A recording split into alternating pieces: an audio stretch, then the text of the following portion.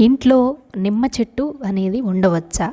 ఒకవేళ ఉంటే ఏం జరుగుతుంది? అది ఉంటే మనకు మంచిదా లేక చెడు ఫలితాలు అనేవి వస్తాయా అని చాలామందికి అనుమానం. ఎందుకంటే నిమ్మ చెట్టుకు కూడా ముళ్ళు ఉంటాయి కదా.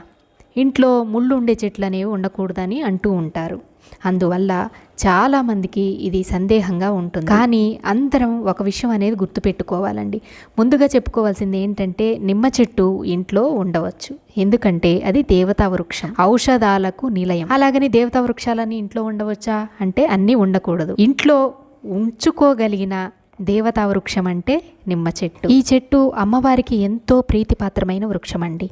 మామూలుగా కాక్టస్ లాంటి ముళ్ళ మొక్కలైతే ఇంట్లో ఉంటే నెగిటివ్ ఎనర్జీ అనేది పెరుగుతుంది.